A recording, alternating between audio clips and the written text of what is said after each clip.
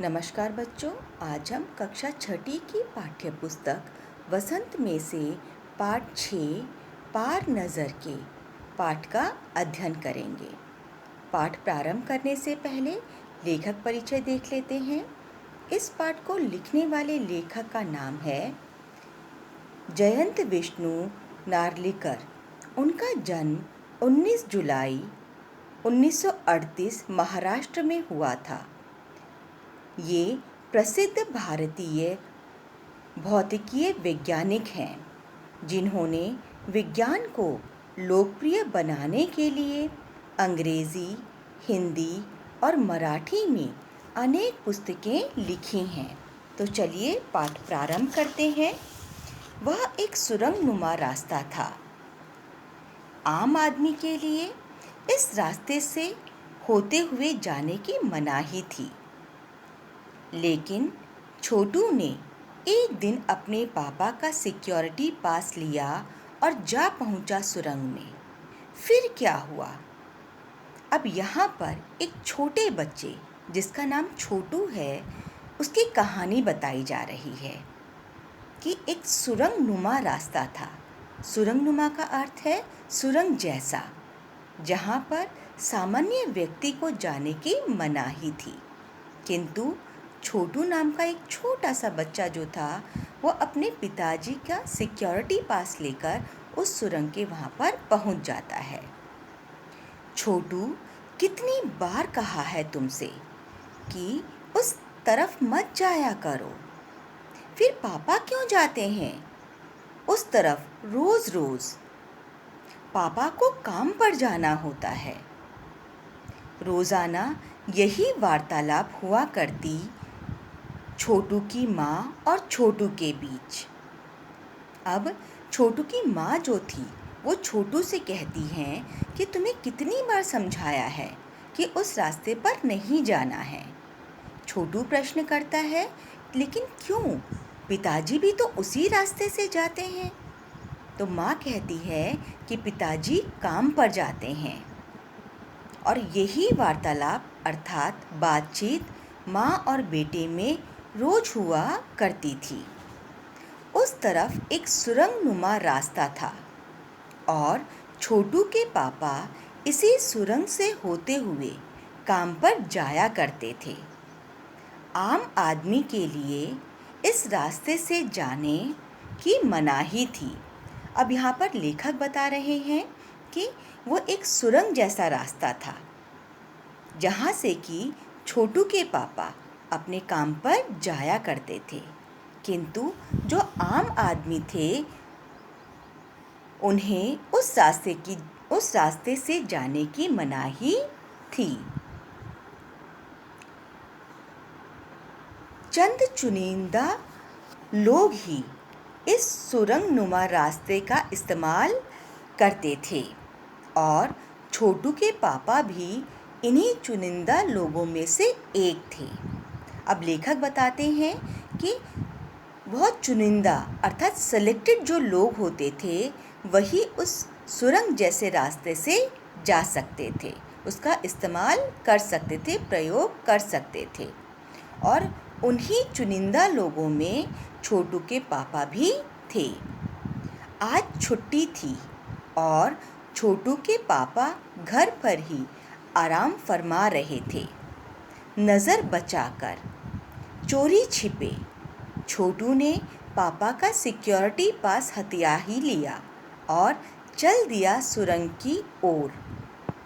अब आज जो था, वो छोटू के पापा की छुट्टी थी, ऑफ था, और बड़े नज़र बचाकर छोटू ने चोरी छिपे उनका सिक्योरिटी पास ले लिया और सुरंग की तरफ चल दिया।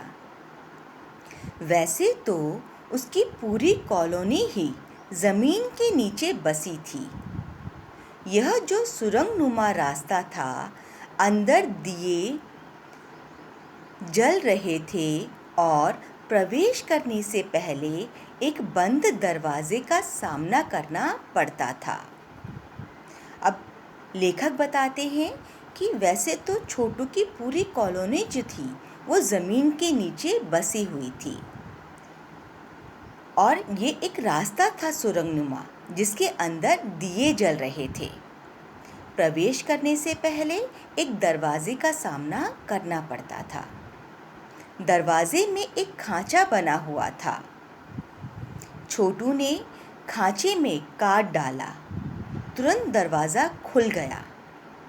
छोटू ने सुरंग में प्रवेश किया। अंदर वाले खांचे में सिक्योरिटी पास आ पहुंचा था। उसे उठा लिया। कार्ड उठाते ही दरवाज़ा बंद हुआ। छोटू ने चारों तरफ नज़र दौड़ाई।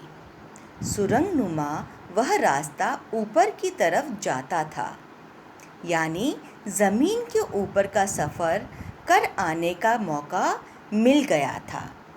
अब लेखक बताते हैं कि उस दरवाजे को खोलने के लिए एक खांचा बना हुआ था, जिसमें कि सिक्योरिटी पास डालना पड़ता था।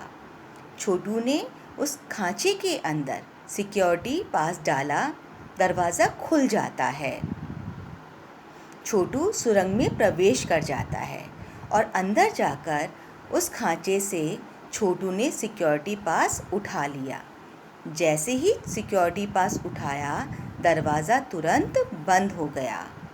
अब छोटू ने देखा चारों तरफ कि यह जो रास्ता था सुरंग जैसा, ये ऊपर की तरफ जा रहा था, यानी कि ज़मीन के ऊपर पहुंचने का मौका आज छोटू को मिल ही गया था। मगर कहाँ, मौका हाथ लगते ही फिसल गया।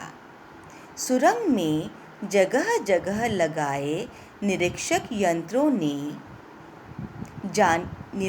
यंत्रों की जानकारी छोटू को नहीं थी। मगर छोटू के प्रवेश करते ही पहले निरीक्षक यंत्र में संदेहास्पद स्थिति दर्शाने वाली हरकत हुई। इतने छोटे कद का व्यक्ति सुरंग में कैसे आया? दूसरे निरीक्षक यंत्र ने तुरंत छोटू की तस्वीर खींच ली। किसी एक नियंत्रण केंद्र में इस तस्वीर की जांच की गई और खतरे की सूचना दी गई। अब लेखक बताते हैं कि यह मौका भी कहाँ मिला। छोटू को मौका मिलते ही हाथ से निकल गया। सुरंग में पहुंचते ही छोटू को यह नहीं जानकारी थी, इस बात की जानकारी नहीं थी कि यहाँ जगह जगह पर निरीक्षक यंत्र लगे हुए हैं, अर्थात जांच पड़ताल के लिए अलग अलग प्रकार के यंत्र लगा रहे हैं। पहला जो निरीक्षक यंत्र था, उसे संदेह होता है, अर्थात कुछ डाउट होता है कि इतना छोटा बच्चा इस सुरंग में क्या कर रहा है। तभी दूसरा जो निरीक्षक यंत्र था, उसने छोटू की तस्वीर निकाली और उसे नियंत्रण केंद्र के अंदर भेज दिया जांच के लिए। और तुरंत ही खतरे की घंटी बज जाती है और खतरे की सूचना सभी को दे दी जाती है। इन सारी गतिविधियों से अनजान छोटू आगे बढ़ रहा था। तभी जाने कहाँ से सिपाही दौड़े चले आए। छोटू को पकड़कर वापस घर छोड़ आए। घर पर माँ छोटू का इंतज़ार कर रही थी। बस अब छोटू की खैरियत न थी। छोटू के पापा न होते तो छोटू का बचना मुश्किल था। अब इन सारी बातों से अनजान छोटू जो था, वो धीरे धीरे आगे बढ़ रहा था।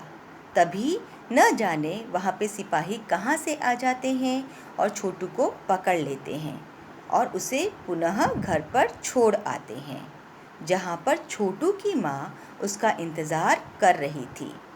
अब तो छोटू की खैर नहीं थी।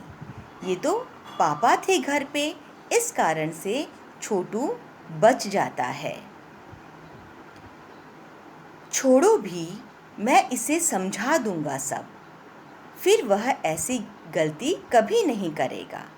पापा ने छोटू को बचा लिया। बोले, छोटू, मैं जहाँ काम करता हूँ ना, वह क्षेत्र ज़मीन से ऊपर है। आम आदमी वहाँ नहीं जा सकता, क्योंकि वहाँ के माहौल में जी ही नहीं सकता। अब छोटू के पापा छोटू की माँ को समझाते हैं कि तुम रहने दो, मैं समझा दूंगा, बच्चा है ये, आगे से ऐसी गलती नहीं करेगा। छोटू के पापा छोटू को समझाते हैं और कहते हैं कि मैं जहाँ काम करता हूँ वो क्षेत्र ज़मीन के ऊपर है और वहाँ पर आम आदमी का जाना मुश्किल है, क्योंकि वहाँ पर ऐसा वातावरण है जहाँ पर आम आदमी जी नहीं सकता। तो छोटू प्रश्न करता है, तो फिर आप कैसे जाते हैं वहाँ? छोटू का सवाल लाजमी था। अब छोटू का प्रश्न जो था वो वाकई एक जिज्ञासु प्रश्न था कि आम आदमी नहीं जा सकता तो आप कैसे जाते हैं वहाँ पर? मैं वहाँ एक ख़ास किस्म का स्पेस सूट पहनकर जाता हूँ। इस स्पेस सूट से मुझे ऑक्सीजन मिलता है जिससे मैं सांस ले सकता हूँ। अब छोटू के पापा छोटू को समझाते हैं कि मैं वहाँ पर एक ख़ास स्पेस सूट जो है वो पहनकर जाता हूँ और इसी स्पेस सूट से मुझे ऑक्सीजन मिलता है जिससे मैं सांस ले सकता हूँ। इसी स्पेस सूट की वजह से बाहर की ठंड से मैं अपने आप को बचा सकता हूँ। ख़ास किस्म के जूते की वजह से ज़मीन के ऊपर मेरा चलना मुमकिन होता है। ज़मीन के ऊपर चलने फिरने के लिए हमें एक विशेष प्रकार का प्रशिक्षण दिया जाता है।